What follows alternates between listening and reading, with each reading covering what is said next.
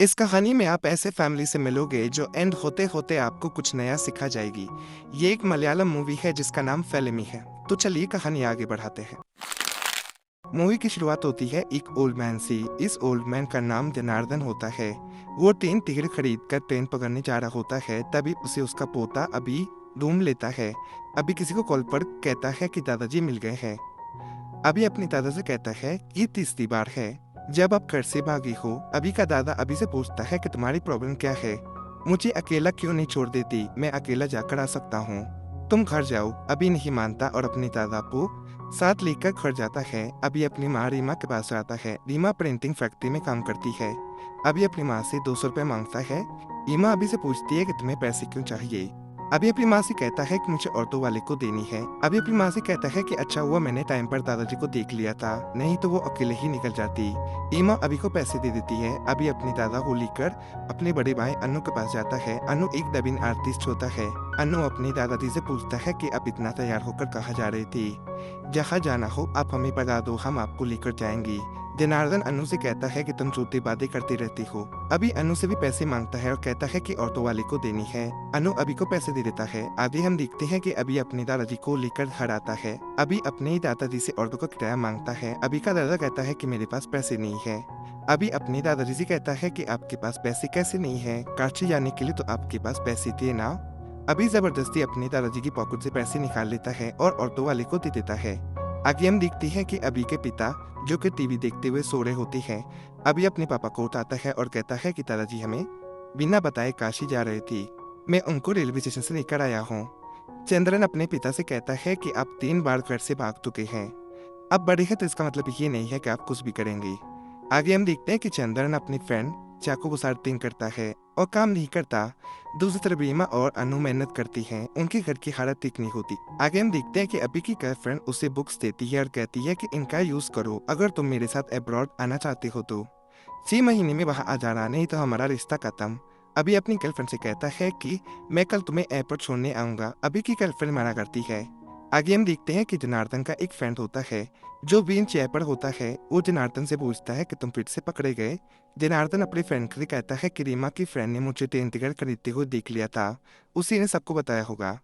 आगे हम देखते हैं कि अनु और उसके पिता की आपस में नहीं बनती और बैंक में होती है। मैंडेल उनसे कहता है कि अब सबने लोन लिया हुआ है, अब कब लोन चुकाएंगे, आपकी प्रेस भी बंद हो गई है। चंद्रन कहता है कि हम प्रेस चुका देंगे। चंद्रन वहां से जाता है। मैंडेल से चंद्रन के बारे में कहता है कि मुझे नहीं लगता कि ये प्रेस बेचेंगे, लोग प्रेस की अच्छी कीमत देने के लिए तैयार है, प्रेस बेच कर लोन चुका दो। आगे हम देखते हैं कि रीमा की फ्रेंड उषा रीमा से मिलने आई होती है। अनु घर आता है और उषा से पूछता है कि क्या आप नया रिश्ता लेकर आई है। उषा अनु से कहती है कि जिस लड़की से हम मिलने गए थे ना। अनु उषा से पूछता है कि आप किसकी बात कर रहे हैं। रीमा अनु को बताती है कि ये अनंगा की बात कर रहे हैं। उषा अनु से कहती है कि उस लड़की ने रिश्ते के लिए हाँ कह दी है, तुम्हें तो वो पहले से पसंद थी ना, तो अब तुम इस रिश्ते के लिए हाँ कह दो। अनु उषा से कहता है कि उसने जवाब देने में 3 महीना लगा दिया। जब मैं उससे मिलने गया था मैं उसी दिन समझ गया था कि उसे ये रिश्ता पसंद नहीं है। उषा अनु से कहती है कि तब उसकी पढ़ाई चल रही थी, अब वो टीचर बन गई है। अनु उषा से कहता है कि आपने मुझे उस लड़की का नंबर दिया था, मैंने उसे मैसेज किया, अगर वो इंटरेस्टेड होती तो उसका जवाब जरूर आता। उषा अनु से कहती है कि तुम एक बार अपनी माँ के बारे में सोचो। उषा आवाज चल जाती है। अनु अपनी माँ से कहता है कि हम 15 लड़कियों को देख चुके हैं, वहाँ जाते हैं, खाते पीते हैं और अपनी बेइज्जती करवा कर वापस आ जाती है। क्या ये अच्छा लगता है। रीमा अनु से कहती है कि तुम खर्चे के बारे में मत सोचो। अनु अपनी माँ से कहता है कि मैं खर्चे की बात नहीं कर रहा हूँ। चंद्रन अनु से कहता है कि तुम्हारे पास कोई डिग्री नहीं है, फिर भी टीचर लड़की मिल रही है।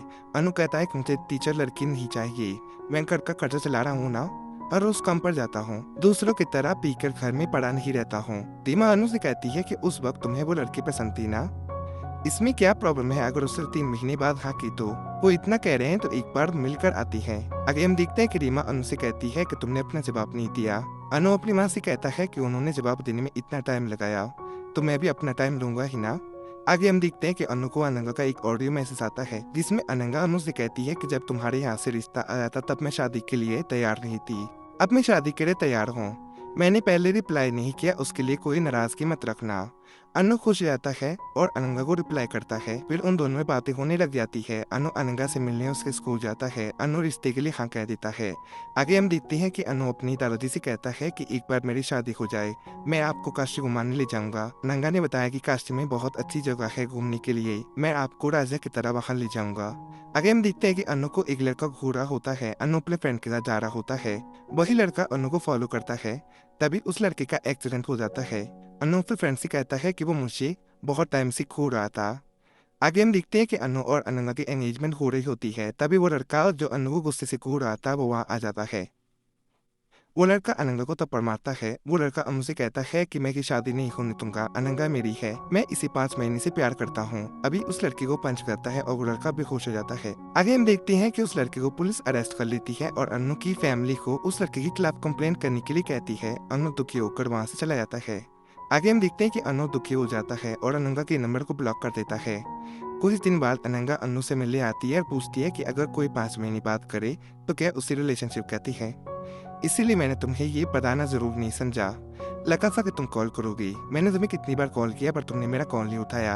अगर ये सब शादी के बाद होता तो क्या तुम मुझे छोड़ देते। अनंगा रिंग निकाल कर वहीं रख देती है और वहां से चली आती है। आगे हम देखते हैं कि अनु अपनी फ्रेंड से कहता है कि मुझे 2 हफ्ते की छुट्टी चाहिए। अनु घर आता है और गुस्सा करता है। अनु अपने माँ पापा से कहता है कि लड़की नहीं मिले तो क्या हुआ, सब चुप बैठे हैं, शादी टूटी है, कोई मरा नहीं है, मैं ठीक हूँ।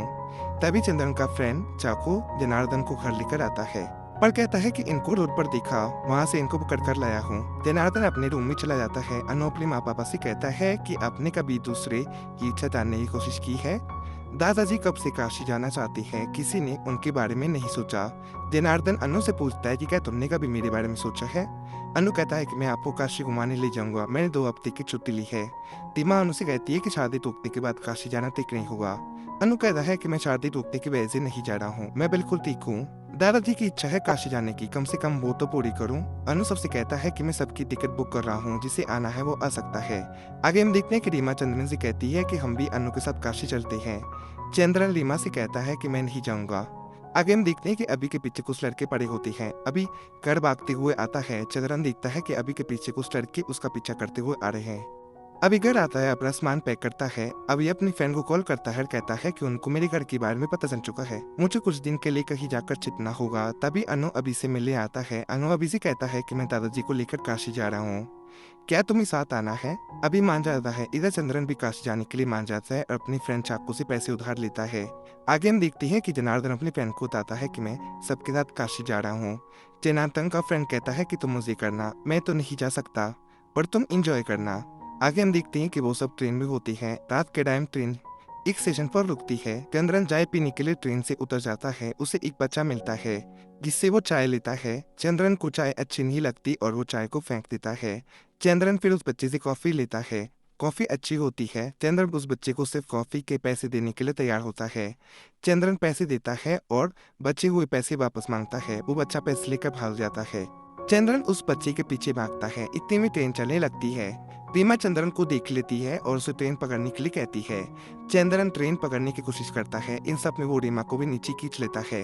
अपनी माँ को देखकर अनु और अभी भी ट्रेन से उतर जाते हैं। ट्रेन निकल जाती है और चंद्रन ट्रेन में ही रह जाता है। अनु ट्रेन मास्टर को बताता है कि उनकी ट्रेन छूट गई है और उनके दादाजी ट्रेन में ही रह गए हैं। ट्रेन मास्टर अनु से कहता है कि मैं तुम्हारे दादाजी को अगले स्टेशन पर उतरवा दूंगा, तुम उनको वहाँ से जाकर मिल लेना। आगे हम देखते कि वो सब जनार्दन से मिलती हैं। जनार्दन उनसे पूछता है कि क्या हुआ था। रीमा कहती है कि चंद्रन चाय पीने के नीचे उतरे थे। जनार्दन कहता है कि मुझे बता देते तो मैं भी उतर जाता। अनु कहता है कि हमें अब बस से जाना होगा। आगे हम देखते हैं कि वो बस में होते हैं। बस में गंदगी की स्मेल आने की वजह से रीमा को उल्टी आने लगती है, जिसकी वजह से वो बस से उतर जाती है। वो जहाँ उतरते हैं वो एरिया बहुत ही सुनसान होता है। उनको कोई गाड़ी नहीं मिलती। वो सब एक जगह पर गाड़ी का वेट करते होते हैं। अनु अपने पिता पर गुस्सा करता है और कहता है कि आपकी वजह से हम यहाँ फंस गए हैं। उन दोनों बहस होने लगती है। इधर जनार्दन अभी को एक की लेकर कहता है कि इसको सड़क पर रख दो, गाड़ी खराब हो जाएगी, हम उनकी हेल्प करेंगे फिर वो हमारी हेल्प करेंगी। अभी सबसे चुप कर की सड़क पर रख देता है। तभी एक गाड़ी आती है और क्लिफ के पीछे ही रुक जाती है। गाड़ी का ड्राइवर जिसका नाम पप्पू पांडे होता है वो उनको काशी छोड़ने के लिए तैयार हो जाता है। वो सब गाड़ी में बैठ जाते हैं। आगे हम देखते हैं कि एक चेक पोस्ट आता है। पुलिस ऑफिसर पप्पू से पूछता है कि ये कौन है। पप्पू झूठ बोलता है, कहता है कि ये मेरी फैमिली है। पुलिस ऑफिसर पता चल जाता है कि पप्पू झूठ बोल रहा है। ऑफिसर पप्पू को गाड़ी चेक करवाने के लिए कहता है। पप्पू चेक पोस्ट को तोड़कर गाड़ी को भगाकर ले आता है। अनु पप्पू को गाड़ी रोकने के लिए कहता है। पप्पू कहता है कि गाड़ी में हाथी के दांत हैं, अगर पुलिस ने हमें पकड़ लिया तो हमें जेल में डाल देंगे। वो सब डर जाती है। अनु गाड़ी रोकने के लिए कहता है पर पप्पू नहीं मानता। अनु गाड़ी रोक देता है। पप्पू गुस्से में आ जाता है और उनको गाड़ी से उतार देता है। पप्पू उनको भी छोड़कर वहां से चला जाता है। आगे हम देखते हैं कि वो बस में होती है। चंद्रन अनु के बारे में कहता है कि एक क्रिमिनल के साथ सफर करवा रहा था। अब किसकी गलती है? वो दोनों फिर से बहस करने लग जाती हैं। चंद्रन को चाकू का कॉल आता है और वो उसे बताता है कि चंदन के फ्रेंड की मौत हो गई है। ये जानकर जनार्दन दुखी हो जाता है और रोने लगता है। आगे हम देखते हैं कि वो काशी पहुंच जाती है और एक होटल में रूम लेती है। अगली सुबह अनु को उसके दादी नहीं मिलती। वो सब मिलकर जनार्दन को ढूंढती हैं। उनको पता चलता है कि जनार्दन रात को ही बाबाओं के साथ गंगा की तरफ चला गया था। वो सब गंगा घाट पर जाती हैं और जनार्दन को ढूंढती है पर उनको जनार्दन नहीं मिलता। फिर उनको वो पुलिस ऑफिसर मिल जाता है जो उनको चेक पोस्ट पर मिला था। आगे हम देखते हैं कि वो सब पुलिस स्टेशन में होती है। ऑफिसर अनु से पूछती है कि चंद्रन तुम्हारे क्या लगती है? अनु कहता है कि ये मेरे पापा हैं। ऑफिसर चंद्रन को अनु के फोन पर कॉल करने के लिए कहती। चंद्रन कॉल करता है। अनु के फोन में ही चंद्रन का नंबर सेव नहीं होता है। ऑफिसर उनसे कहती है कि तुम सब झूठ बोल रहे हो ना, कि तुम फैमिली हो। ऐसा कौन सा बेटा होता है जो अपने पिता का नंबर सेव करके नहीं रखता? ऑफिसर उनकी बातों पर यकीन नहीं करती है। रीमा ऑफिसर को अपनी फैमिली फोटो दिखाती है जिसकी वजह से पुलिस उनको छोड़ देती है। आगे हम देखते हैं कि वो जनार्दन के लिए अनाउंसमेंट करवाती है। अनु की आवाज सुनकर एक आदमी उसके पास आता है। इसका नाम प्रमोद होता है। प्रमोद अनु से कहता है कि मुझे आपकी आवाज जानी पहचानी लग रही है, आप क्या करती हैं? अनु कहता है कि मैं डबिंग आर्टिस्ट हूँ। प्रमोद अनु से कहता है कि मैं आपका फैन हूँ। प्रमोद जनार्दन को ढूंढने में उनकी हेल्प करता है पर जनार्दन नहीं मिलता। आगे हम देखते हैं कि चंद्रन अनु से कहता है कि कोई फैसला लेने से पहले सोचती क्यों नहीं हो? अगर घूमने के लिए घर से निकलना ही था तो अकेले आती। अब दादाजी की जिम्मेदारी कौन लेगा? अनु कहता है कि मुझसे जो हो सकता है वो मैं कर रहा हूँ, आपकी तरह नहीं हूँ। और आपको दादाजी के बारे में पता ही क्या है? क्या आपको पता है कि दादाजी को क्या पसंद है? चंद्रन अनु से पूछता है कि तुम मेरे बारे में क्या जानते हो? अनु अपने पिता से कहता है कि आज तक जो आपको करते हुए देखा है वही जानता हूँ। दादाजी इस फैमिली में वापस आना ही नहीं चाहती। वो इस फैमिली में वापस क्यों आएंगे? इस फैमिली में रखा ही क्या है? चंद्रन कहता है भले मैं ज्यादा पैसे नहीं कमा पाया पर मैंने किसी की जान नहीं ली। क्या यही मेरी गलती है कि मैं पैसे नहीं कमा पाया? अनु कहता है कि माँ कितना कुछ करती है और आप क्या करती हैं? दिन भर टीवी देखते रहती हैं। वो प्रिंटिंग प्रेस बंद नहीं हुई, आपने इसे बंद किया है। अब तो मैं भी कर्जे में हूँ। चंद्रन कहता है कि मैंने प्रेस बेचने का फैसला कर लिया है, उन पैसों से तुम्हें जो करना है तुम वो कर सकती हो। अनु कुछ नहीं कहता। चंद्रन कहता है कि कुछ लोग ऐसे ही होते हैं जो हर रोज उठते हैं और सोचते हैं कि वो खुद को सुधार लेंगे पर वो ऐसा नहीं कर पाते। आगे हम देखते हैं कि वो जनार्दन को ढूंढ रहे होते हैं। अनु चंद्रन को पापा कहकर बुलाता है। चंद्रन इमोशनल हो जाता। वो सब मिलकर जनार्दन की पोस्टर लगाती है। आगे हम देखते हैं कि प्रमोद उनसे जनार्दन के बारे में कहता है कि अगर उनको मिलना होता तो वो मिल जाती। काशी की एक खास बात है, अगर हम किसी को खो देते हैं तो वो तब तक नहीं मिलता जब तक खोए हुए इंसान की इच्छा ना हो। आपने कहा था कि आपके दादाजी यहाँ अकेले आना चाहते थे। यहाँ लोग अपने आखिरी वक्त में आते हैं। मुझे लगता है कि आपको उनका अंतिम संस्कार कर देना चाहिए और फिर यहाँ से चले जाना चाहिए। अनु प्रमोद से कहता है कि अगर हेल्प नहीं कर सकते तो ऐसी बातें मत करो, हमें समझाने की कोशिश मत करो, हमें पता है कि हमें क्या करना है। तभी अनु को उसके दादाजी दिखाई देती हैं जो कि पानी में कूदने के लिए जा रहे होते हैं। अनु उनको रोकने चाहता है।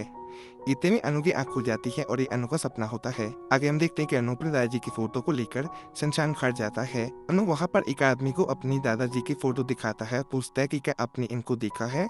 वो आदमी अनु से कहता है कि हमने गंगा में से एक डेड बॉडी को निकाला था और उससे ला दिया था, ये वही लग रहे हैं।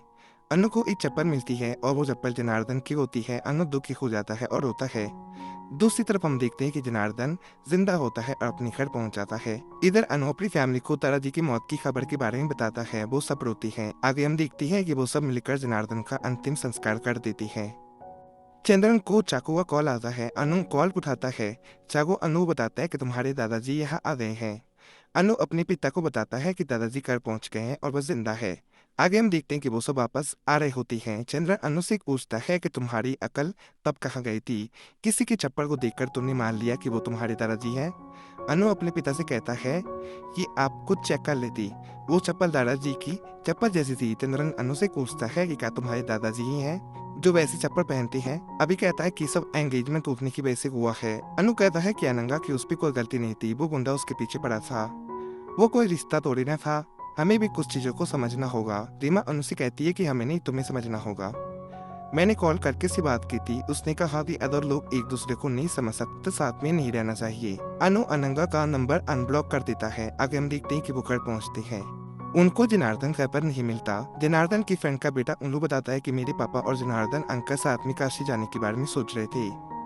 मेरे पापा जिंदा थे तो वो कभी नहीं जा पाए।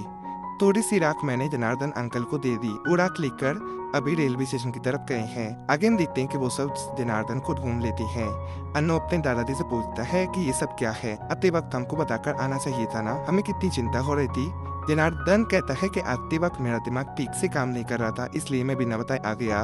वो सब जनार्दन को काशी जाने से रोकते हैं। जनार्दन नहीं मानता और कहता है कि मैं अकेले जाकर आ सकता हूँ। वो सब जनार्दन के साथ जाने ही लगती है, पर उनके पास टिकट नहीं होती, जिस वजह से उन चारों को ट्रेन से उतार दिया जाता है। जनार्दन अकेले ही काशी चला जाता है। रीमा कहती है कि वो अकेले इतनी दूर कैसे जाएंगी।